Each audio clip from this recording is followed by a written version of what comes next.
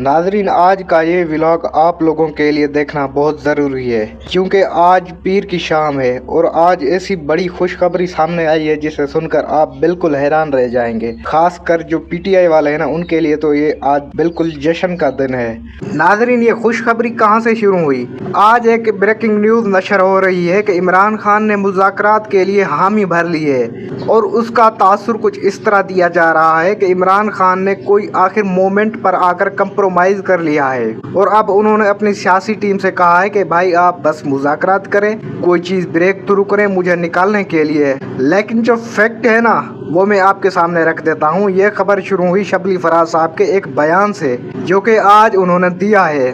जो पाकिस्तान तहरीक-ए-इंसाफ को कोर करने वाले चंद रिपोर्टर हैं, उनकी इनसे मुलाकात हुई खैबर पख्तूनख्वा हाउस में। ये सवाल सहाफ़ियों ने उनसे कहा कि आपने कल ये बयान दिया है कि आप मशरूत मुज़ाकरात के लिए तैयार हैं, लेकिन साथ में आपने कुछ कंडीशन भी नहीं रखी। लेकिन आपके जो दोस्त साथी हैं वो आकर स्टेटमेंट देते हैं कि कोई मुज़ाकरात नहीं, जब तक इमरान खान बाहर नहीं आएगा कोई मुज़ाकरात नहीं हो। तो पॉलिसी स्टेटमेंट किया है, आप मुज़ाकरात करना चाहते हैं तो कर लें, इमरान खान की रिहाई जो है वो मशरूत है या कोई और सूरत हाल है। नाज़रीन, तो उन्होंने कुछ बातें इस तरह शुरू की। उन्होंने कहा कि असल बात यह है कि हम पैरामीटर्स तय लेते हैं कि मुज़ाकरात की बुनियाद पर होने चाहिए या नहीं होने चाहिए।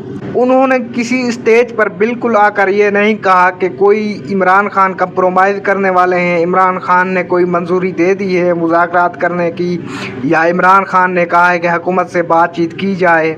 उन्होंने जो कहा है वो ये, अगर मुज़ाकरात करने हैं हुकूमत, क्योंकि बाहर ये आवाज़ आ रही है कि मुज़ाकरात की इरफान सिद्दीकी साहब को भी आपने स्टेटमेंट सुनाई थी। उन्होंने कहा कि मौलाना फजल रहमान से हाथ मिला लिया तो महमूद अचकज़ई से मिला लिया।